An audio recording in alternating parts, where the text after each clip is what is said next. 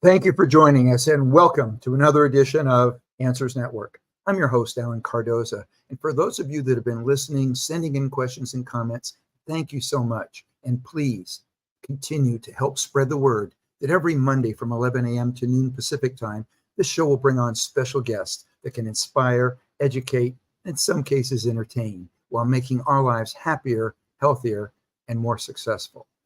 Now, I'd really appreciate it if you could all do me a big favor. Please forward one of our shows to your social media group and to someone you know who can benefit from a particular subject. This is one powerful way that we together can make a positive influence in the world. Now, our topic today is alcohol. Alcoholic beverages have been consumed for thousands of years, often playing a central role in religious rituals, celebrations, communal gatherings. It has a long history, and it's been embedded deeply into the fabric of many societies. But at what price? Well, joining us to discuss this topic and his new book, Sobriety Redefined, You're Doing Great, and Other Lies Alcohol Told Me, is Dustin Dunbar. Now, Dustin grew up with an abusive, alcohol-addicted father and grandfather.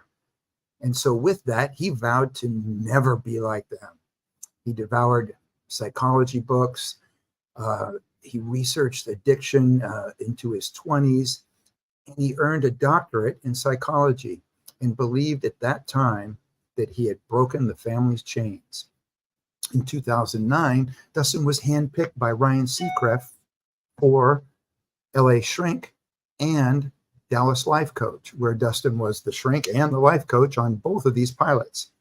Now, Dustin is now a coach at wearetheafr.org, a nonprofit online community helping those with alcohol addiction and raising consciousness. Dustin, welcome to Answers Network. Thank you, Alan. It's great to be here. Well, it's my pleasure to have you here. And I left out part of your intro, as I would like you to share, as Paul Harvey would say, the rest of the story. Well, yeah, the rest of the story. It's quite a story, and it's all detailed in the book. But yeah, just growing up in the Midwest, Oklahoma to be specific, and you had to be like man's man, take a shot of whiskey and not flinch, and order another round and show everybody you could handle your alcohol. And it just, one thing led to another with tons of peer pressure after vowing, when I was a kid to not drink at all. The peer pressure just got to me, and wanting to be part of the group, get the girl, do all the things that all the ads on, big alcohol advertisements say. Oh, yeah.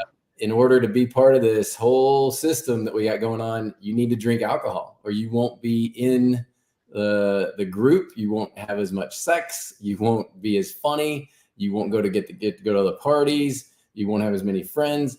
Lies after lies after lies. And when you're a teenager and you see these ads, 5-6 times per day on average, you get brainwashed. And just like everybody, I did too. And I started drinking, and I was like, oh, I'm not like my grandpa. I'm not like my dad. I can handle it. I'm smarter than them now. And then I got into sales whenever I was in my 20s, and I'm, going around with CEOs around the world, playing amazing golf tournaments and courses, and doing the super nice tequila shots on the course, shotgunning the beers, being all cool, and in, first class champagne. So I'm living this life. This isn't under your counter, kind of grabbing a bottle in a bag under your counter in the mornings at all. It's drinking like Camus wines, the Napa high-end stuff. And I still no, I'm part of the group. I'm doing good. I'm drinking moderately. I'm drinking socially, and I'm drinking responsibly, just like all the ads tell me to do. And I don't have a problem. I'm making a lot of money. I've got a wife. I've got kids. Everything's going okay. Then I started really, really having a lot of problems. I started acting out. I started drinking too much. And one day I was like, wait a minute, I am craving alcohol. My body and my mind, I'm starting to crave it. I'm starting to think, I can't go to social events without it. And I knew at that point that I was addicted. And I was like, okay, so 4 years ago, I just started researching the heck out of alcohol. And I learned quickly that alcohol is ethanol.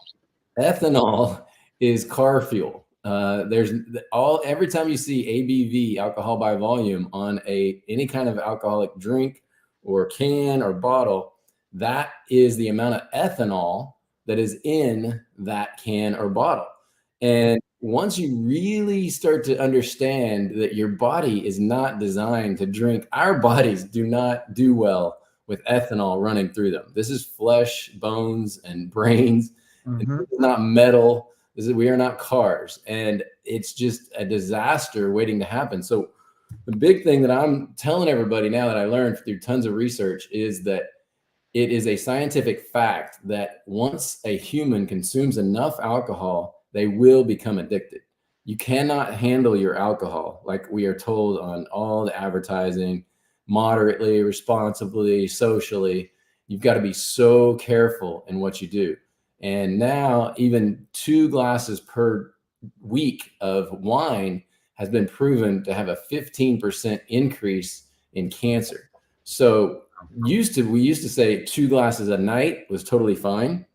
All the research, all the science coming out is that this is a highly addictive, highly cancerous, and it causes 200 other diseases. We know, like liver, everything like that goes along with it. Not to mention all of the social, mental, family issues that happen as well. Well, I talked to, when you and I were off the air, and I was talking about going to seminars and conferences and things like that. And one of the recent conferences I was in was on brain health. And that was one of the things that they spoke about. And they said, there was a marketing campaign some years ago that suggested that a couple of glasses of wine is actually good for you. It thins your blood, it calms you down, and all of these things. And he said, it is absolute bullshit. He said, it is a lie. And that's which is why I like in regards to your book, Other Lies. He said, that is absolutely wrong. They are lying to you. It is not good for you. It is shrinking your brain. And just know that, just as, cigarette companies had their advertising about how that was good for you, alcohol, they've got their advertising that it's good for you. He said the science of it is just the opposite. So I think you're right on target. Yeah, absolutely. It's resveratrol is the big one that they keep talking about lately. It's red wine, and a couple of glasses of red wine are good for you. And resveratrol is found in the skin of grapes, red grapes. It's also blueberries, even dark chocolate.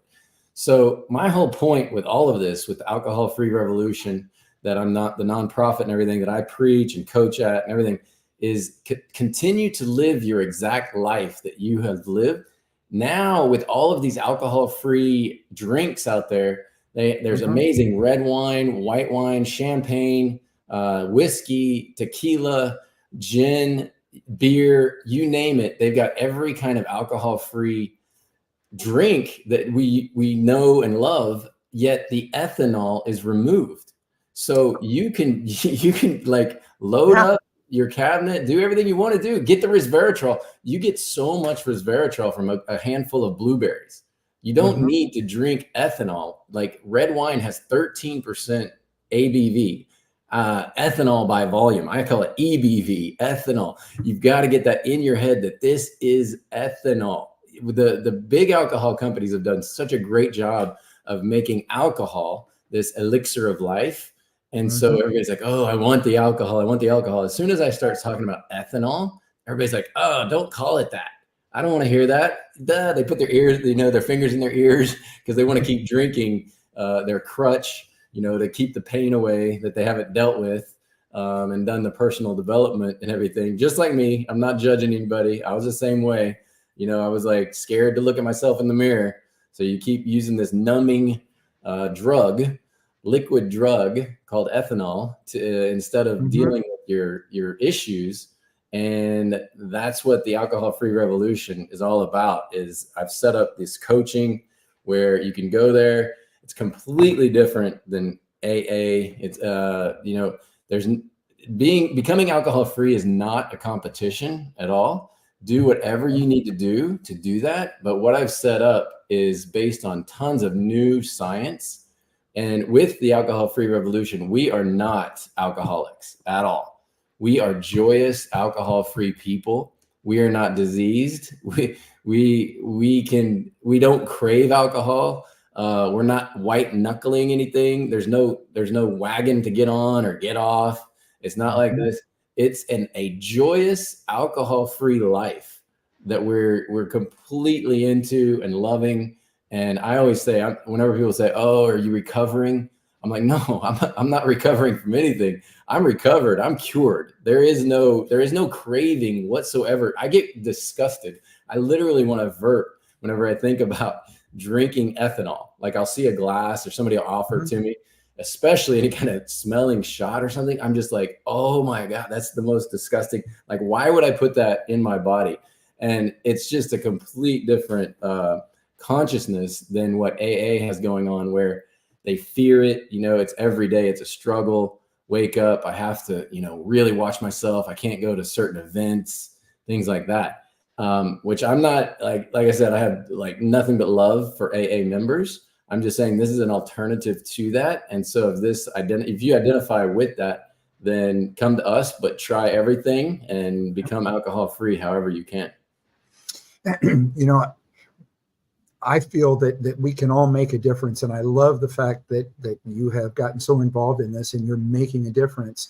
And even on a smaller scale, and my sweetheart and I were putting together like a Google Doc, and we want to be able to list nice restaurants that offer different things, but like gluten-free. Do they cook with good oils? So is it seed oil free? And do they have mocktails? If they have mocktails, and I tell them now when I talk to them, or if we go somewhere, and I'll ask, do you have this? Do you have this? Oh, well, I guess we won't be able to come back here. I think we can make a difference if we start letting them know that there's going to be groups of people that will no longer go to your place if you don't offer these.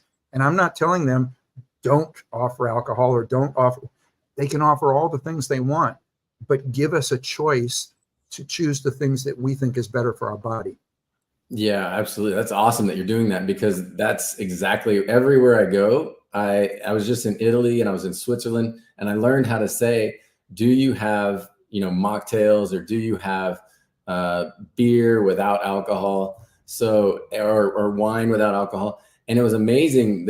Number one, they have tons of beer, by the way, without alcohol, but the wine, they didn't yet have much. Spain has quite a bit, but they would ask me and they'd be like, "Oh, is there some?" And they were really curious about it. And then a lot of times the sommelier would come over and talk to me about it. And I'd say, "Hey, yeah, there's some really good dry stuff from New Zealand." He's like, "Okay, let's get it." And so the more that we ask for it and want it, then of course these restaurants and places are going to have it. But I really feel like we're having this awakening, just like you mentioned, the cigarettes, that we're having our cigarette moment with alcohol. The lies are coming out in droves over what this stuff does. The younger generation is seeing through it with their, parents and grandparents. Just like, what is it? Why you ruined your life basically with this stuff? You could have been so much better. And so I see this as nothing but positive of what's happening now. Of course, we're drinking more than ever. There's alcohol in every kind of drink right now. Like there's water. They advertise it as this clear, clean, crisp, alkaline water that's sparkling and from the best source ever. But then you look at it and it's 7% ABV, and you're like, that's 7% ethanol that you're promoting water, and then people are like, "Oh, well, there's no real calories in there." And I'm like, every time you see that, it's 100 calories per time, and it's empty calories that create this horrible downward spiral of making you feel gross the next day. You just want to sit on the couch. You don't want to play with your kids. You want to eat bad food. And then if you turn it the other way, which is what I'm doing now, and it's been 4 years of this, I just crave healthy food. I want to go work out in the mornings. I get up early. I want to meditate. I want to play with my kids. My kids want to play with me. It's this upward spiral that your whole life changes completely when you become alcohol free. And I just can't recommend it more highly. The best thing I ever did in this life so far is become alcohol free. And the joy that I keep talking about, I've studied in my doctorate in psychology, I studied the higher levels of human development. So we're talking about, Jesus, Buddha, saints, mystics, Mother Teresa, all these high conscious people. And they speak of this joy, this inner joy. They're not joking. This is a real thing. Yeah, that we all have. That we are at our utmost essence. We are joy, ease, and lightness. You're not going to get to that joy, ease, and lightness if you are constantly consuming ethanol. Ethanol, what it does scientifically is it numbs your central nervous system, and you are numb. Yeah, it might feel better because you're numbing down. Whenever you remove it, there's going to be things that come up that are going to be difficult to deal with that you probably haven't, because you've been self-medicating about your, trauma from your childhood, something, traumatic that happened to you, even in teens, adult, what have you. You've got to face yourself. You've got to face those issues. You got to get in there. Yeah. And that is the hard part. Believe me, when I went alcohol free that first 6 months, I was like, oh, this is great. I feel like working out. I feel like doing all this stuff. And then all this stuff from my childhood started coming up that I had thought that I dealt with. I thought that I researched it all, with my doctorate and all this stuff. I was like, oh no, I've talked to people about this. No, I was masking it with ethanol and numbing my consciousness down so I didn't really have to deal with it. And man, the abandonment fears, whenever my now ex told me she wanted a divorce, just flooded me. But never did I crave alcohol during all that pain. I was like, nope, I'm going to face this. I'm going to get through this, and I'm going to get to joy on the other side. And that's where I'm at now. And it was difficult. Believe me, you got to get in there. No, and I love the fact that you brought up, that all we are really doing is just numbing something that's there, and we're not addressing it. I think that's such a great point that people don't really do.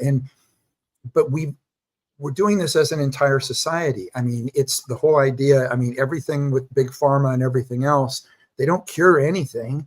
They just, you have this problem. We're not going to fix the problem. We're just going to give you something that numbs it. And, and I think with, the stressors that are put on us, as far as, the political stressors or whatever it is that's going on out there, nobody's addressing the problems. They're just going out, I'll just numb it a little more. So I think that what I like is you're getting at the root.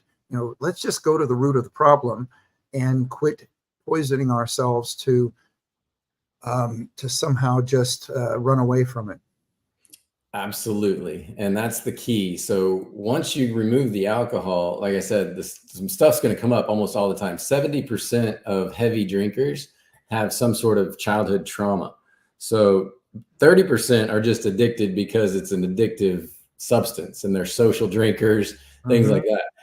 I was a combination of the two. I was the social drinker and the trauma, which isn't the majority of us out there who are drinking a lot. And so that's what I didn't really have whenever I stopped drinking. I was like, okay, you can do private therapy, you can do AA. What else really is there out there that is an alternative where people can go to get help whenever the numbing band-aids come off? And that's what the alcoholfreerevolution.org that I've created with tons of coaching has provided for a lot of people, and people are loving it. And then my book, in combination with Annie Grace's book, This Naked Mind, they're saying that that's the 1-2 punch that really turns on the alcohol-free light.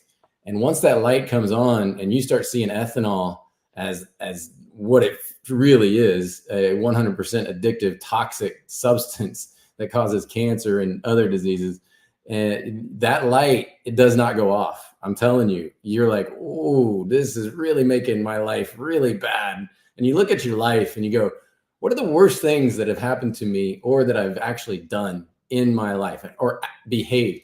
And for me, I look back and I go, all of them were when I was drinking, literally.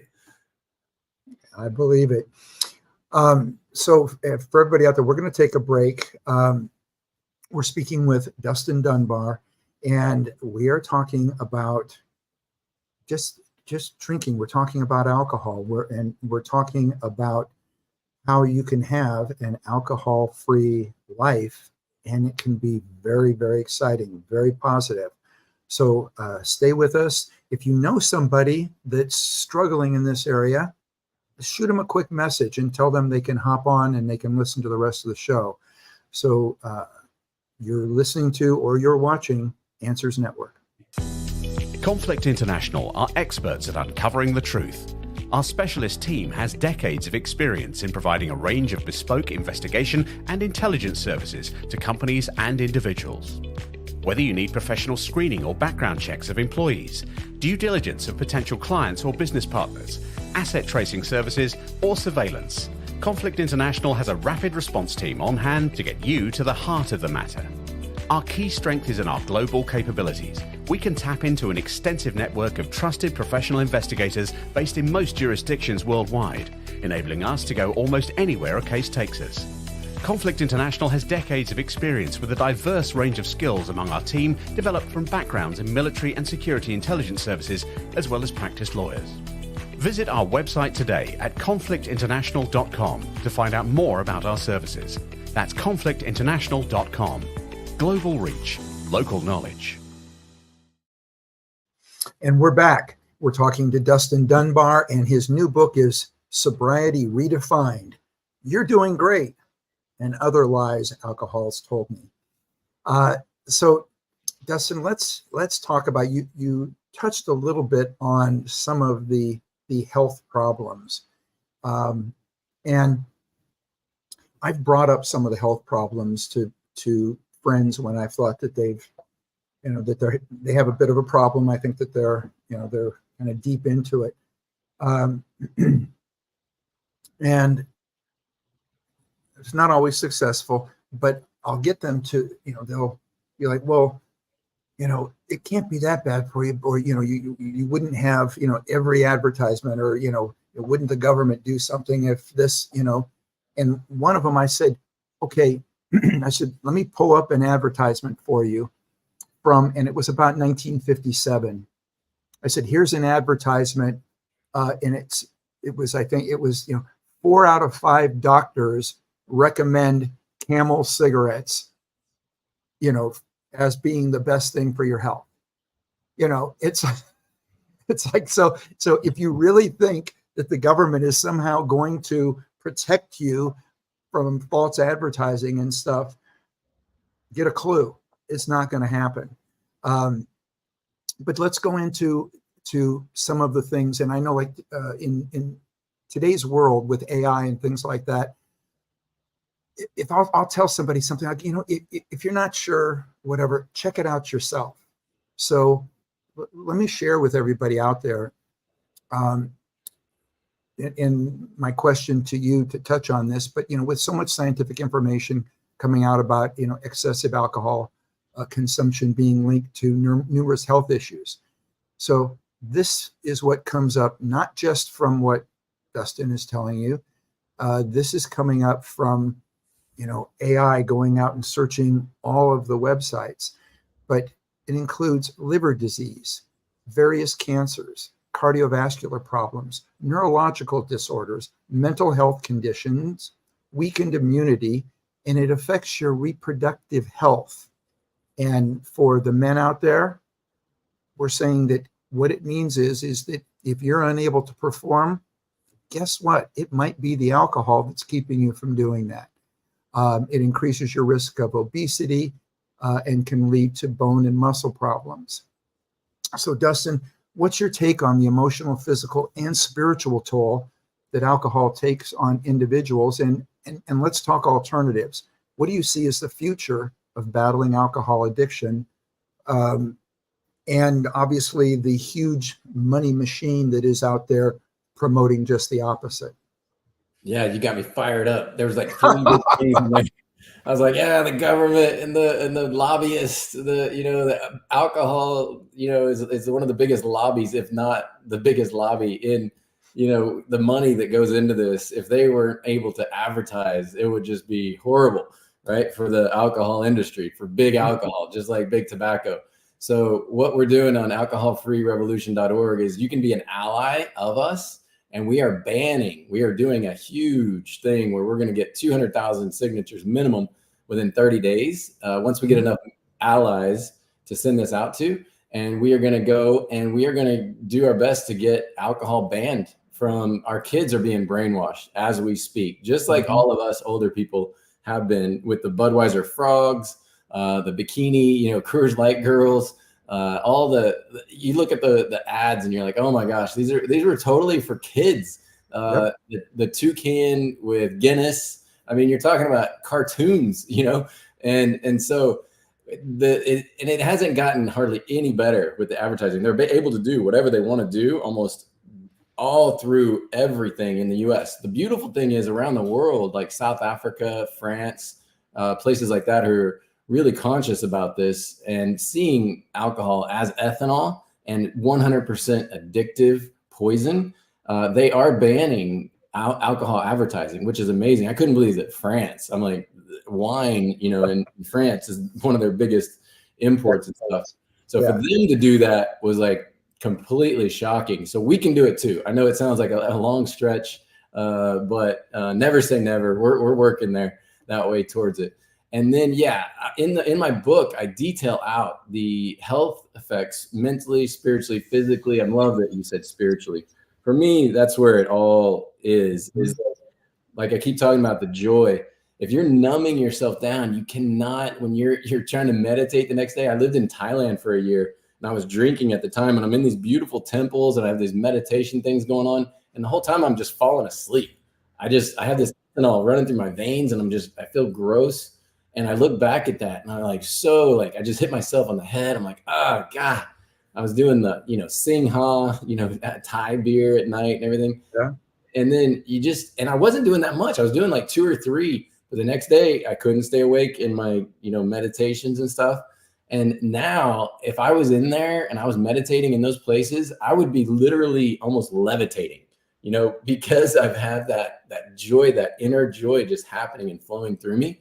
But yeah, the details of what all ethanol actually does to your body, I take you through 2 years of detox. And obviously the first 30 days are the biggest and the most detailed of how your body's going to react from skin, from toxins coming out of your skin. What happens to a lot of people is they stop drinking and all of a sudden their skin, they start having pimples and rashes and all these things. Wow. And what's been proven is that ethanol is coming out of their skin and releasing through their skin. So everybody's like, oh, I look horrible when I stop drinking. Even eyes can even turn a little bit yellow. There's stuff that it just releases. It's held in your organs. And so for that to happen is very normal. But a lot of people are like, oh no, I look terrible whenever I stop drinking. I tried it for 3 weeks and I just broke out and I didn't feel good. So you got to get through that first 30 days. It's not fun. And you're psychologically, you're thinking, oh, am I really going to make it? And all this stuff in your head is going on. So it's good to have this how to, get through that time. And then it's all of the things that actually do happen when people drink alcohol. But there's 200 diseases that it actually causes. So I don't get into all 200. I mean, it's unbelievable. Whenever you get into the research, it's like, it's endless. Yeah. And some of the things that caught my attention, because I think that for many of us that socially drank, we read about the fact that, it can cause, psoriasis of the liver or, something like that, cirrhosis of the liver, I think. Anyway, it would cause those things. But, for somebody that would just, have a couple of drinks here and there, it's like, well, no, that's not going to get me. I still go to the gym and I still do these things and stuff. But when I started to learn about what it does to the brain, the shrinking of the brain, the fact that it's tied to so many neurological dysfunctions in the brain, with Parkinson's and dementia, things like that. It's just, I mean, that was one of the most eye-opening things, that I saw. Yeah, absolutely. And for me, it was cancer. I could not believe the cancer numbers. Everybody's like, why do we have so much cancer these days? Everybody's not smoking anymore. Oh, maybe it's the food, maybe it's this and that. Nobody wants to blame alcohol. And you look at how much alcohol is being consumed, and then you start talking to doctors now. I was just at my doctor, and they were like looking up my nose for pronate, for allergies, and they're like, oh wow, you had some serious acid reflux back in the day. They put a camera up there, and I'm like, yeah, that was from when I was drinking. It caused a ton of acid reflux, but I haven't had acid reflux at all in 4 years since I stopped drinking. And they're like, oh yeah, that causes a lot of cancer if you have that acid reflux coming up, and esophageal for men. I'm like, wow, my dad died of esophageal cancer from alcohol. Literally, alcohol killed my father, just like cigarettes killed my uncle.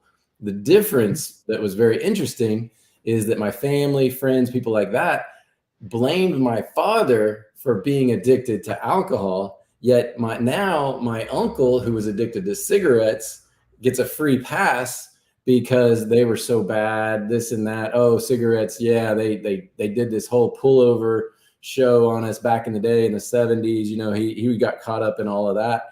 Well, what's the difference? We're the same thing with alcohol. If you look at the pullover show is happening as big as ever with the brainwashing, like you and I've talked about. Oh, it's healthy for you. You can have 2 a day, drink responsibly, drink moderately. It's okay. Life of the party, so much fun.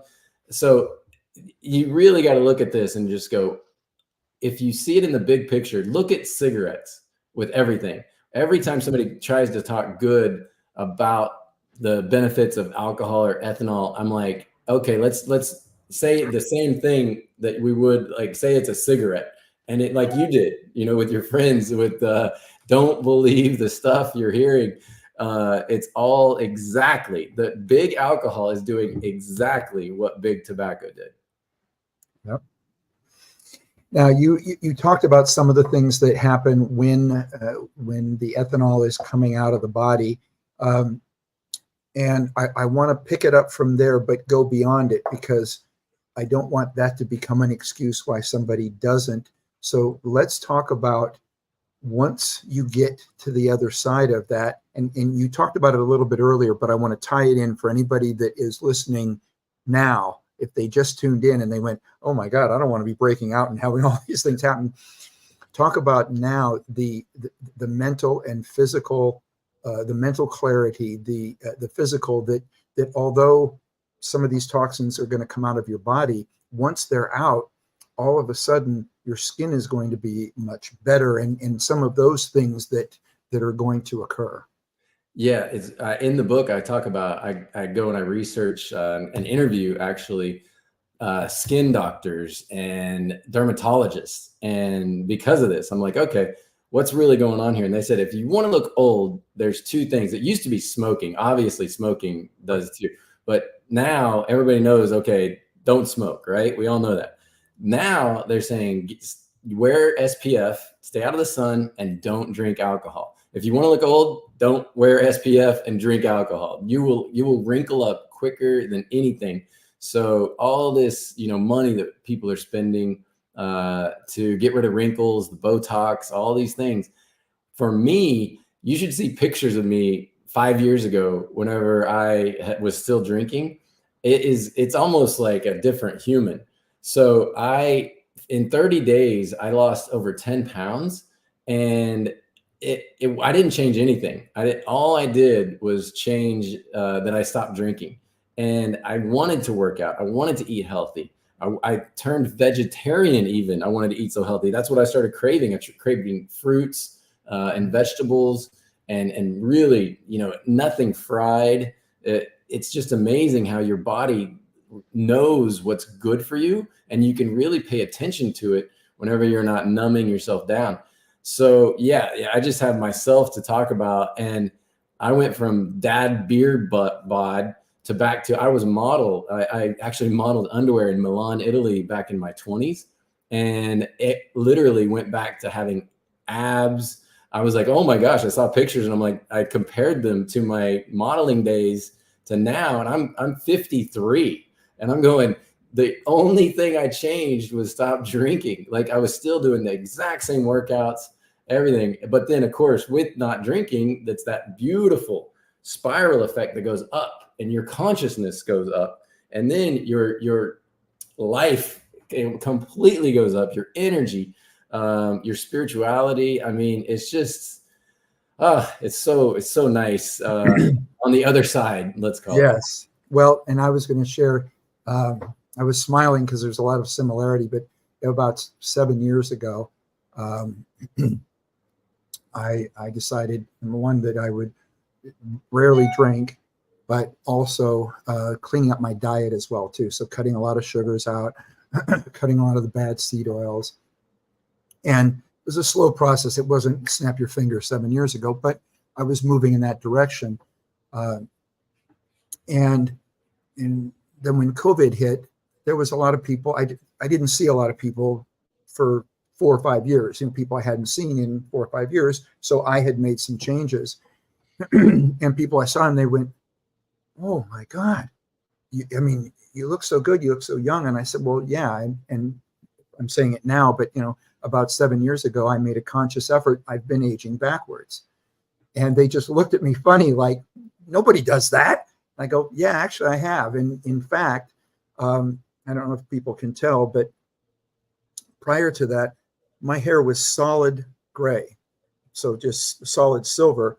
I am getting darker hair, and folks, and I'm not coloring it. There's no fake anything in there, but my hair is getting darker.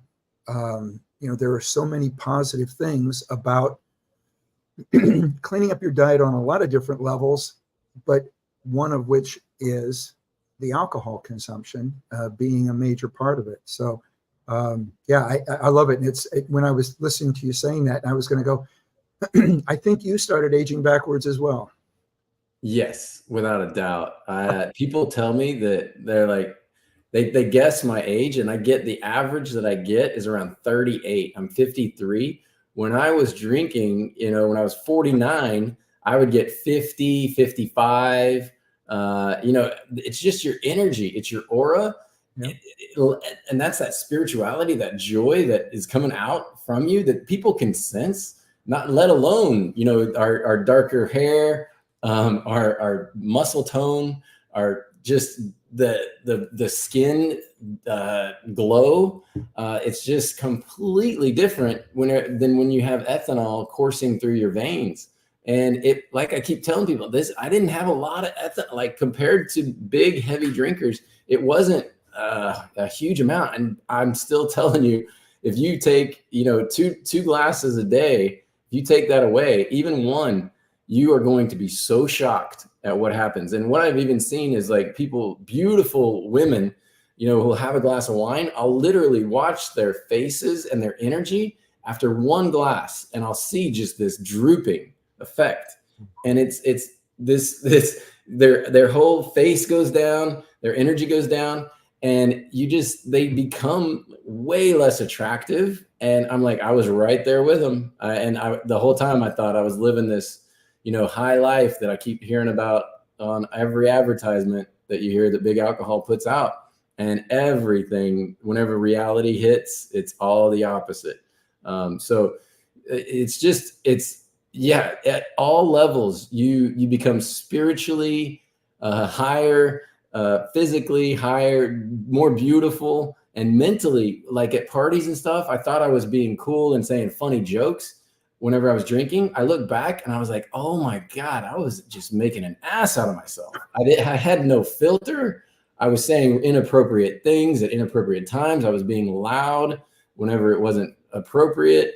And now I have so many more friends who are real, genuine friends And when I go to parties, I get into real conversations that actually mean something, that I'm not just talking to guys about, hey, the Chicago Bears and this and that and beer and all this stuff. I'm really getting into who they are, what they're about. And it's all completely mentally, physically, spiritually, just such a better life on the other side. I love it. We're speaking with Dustin Dunbar. His book is Sobriety Redefined. You're doing great. And other lies alcohol told him. So we're going to take a break. When we come back, Dustin, I'd like to share, and I know you have some in the book, but share some of the things that you started to do first that helped you kind of get through the peer pressure, to kind of make that adjustment, because we know it's not easy, but let's give some things, because there might be some people out there thinking, well, God, I don't know how I'm going to market my business anymore. Or, what about all my clients that only want to golf and drink beer? So let's talk a little bit about that when we come back. So for everybody out there, you're watching or listening to Answers Network. Having a teenager at risk who is going through a traumatic experience can be difficult on parents, siblings, and all who are working with that young person. No family should have to go through this process alone. West Shield Adolescent Services is here to ensure you don't have to. Many of the psychologists and psychiatrists we work with have spoken about the stress families go through. Not just the young person, but the parents, needing to get their child to a program where they can get the help they need. West Shield aims to lessen that stress. Every case goes through a thorough intake process with one of our knowledgeable, compassionate intake coordinators. We want to know the likes, the dislikes, and the fears of each child. This important information is taken into consideration when choosing the best suited team member for each individual teenager. West Shield agents come from all different walks of life, giving us a diverse group of team members to ensure a personalized, compassionate experience for every teenager. This allows us to make certain every young person we work with gets to the chosen program in the best possible state of mind. We contacted over 600 of the youth we've worked with in the past to see where they're at now. 97% of these individuals told us how much their lives had improved, that they had better relationships with their friends and families, had gone on to marry, have kids, and were now using the skills they learned in their program to raise their own children. Our role of transporting at-risk teenagers is a vital step in the process of ensuring a youth's ability to thrive in their new environment, and is a role we don't take lightly. The recovery process can be a long one, but like any journey, it started with a single step.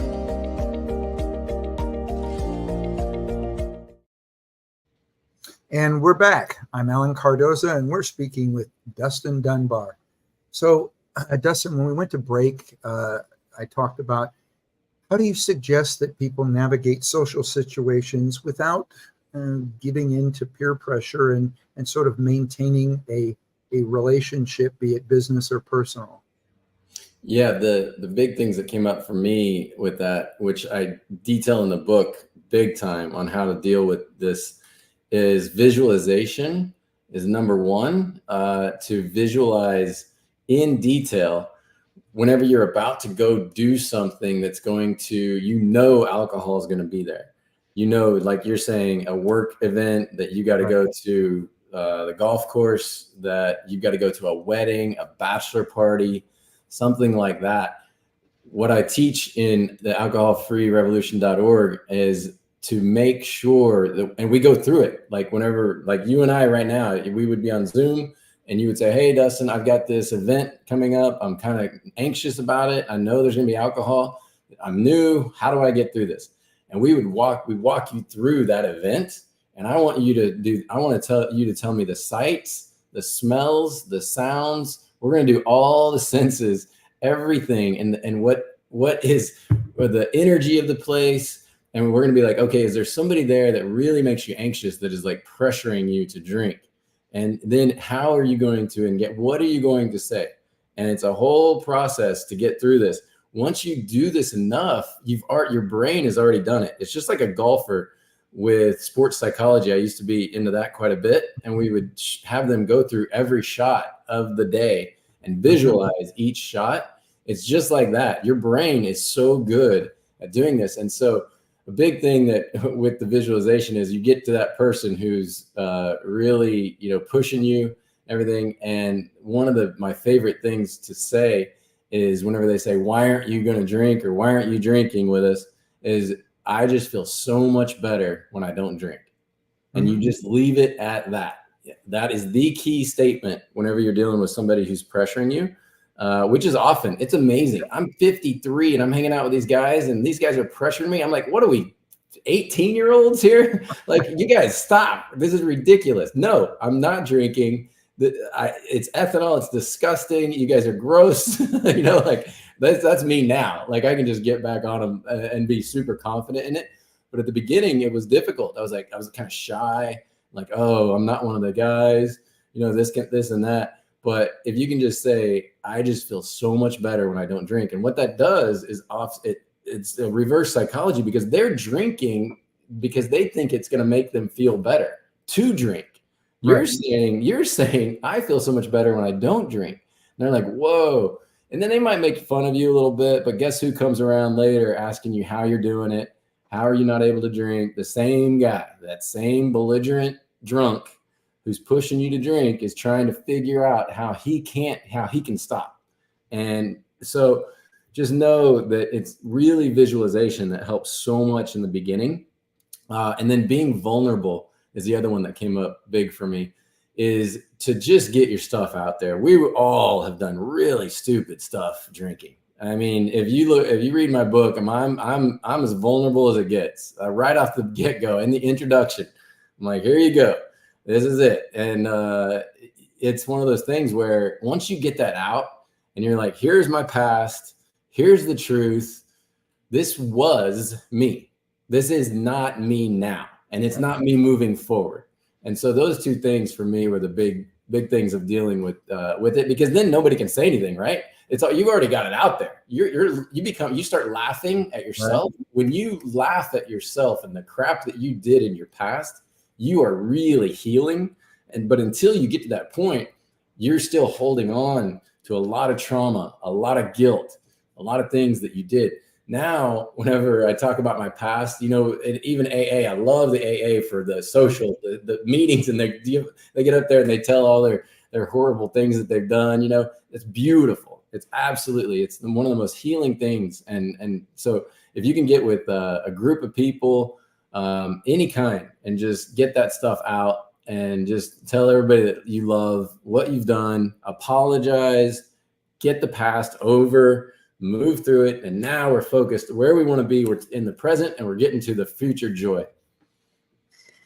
Well, Dustin, just flown by, and I thank you so much. I want to get a quick answer. We've got about a minute. So it says, imagine a reader finishes your book feeling empowered. What's the one thing that you hope they will take away from it? I just hope that they will get with the alcoholfreerevolution.org and continue on, because that's where, once that alcohol-free light is on, which is what the book does, it really puts that on with ethanol and This Naked Mind with Annie Grace. Then you get into the alcoholfreerevolution.org and all the coaching and everything, and it continues on. And we are seeing just beautiful things happen with so many people. And I couldn't be more proud of that nonprofit organization. That's great. Again, thank you so much. I appreciate what you're doing. You are a perfect fit for this show because you're making a positive difference in the world. And again, I so appreciate everything that you're doing. Thank you. So much gratitude, Alan, for having me on. I really appreciate it. Thanks to all the listeners out there. All right. Take care. And for everybody out there, if you enjoyed this episode, make sure that you click the like button. And if you're interested in seeing more content like this, make sure to subscribe and check out our other shows. You can do that on our channel, Answers Network channel, or you can go to the website at answers.network. There's been some changes as of late. We're going through some changes with the show. Probably in the next month or so, we're going to come out with another push. So stay with us, and we will continue to try to bring you great guests and great content. And for everybody out there listening or watching, be good human beings and be with us again next week, or just go to the website and you can listen on any other day at Answers Network. Bye. You're listening to Answers Network with Alan Cardoza, only on LA Talk Radio.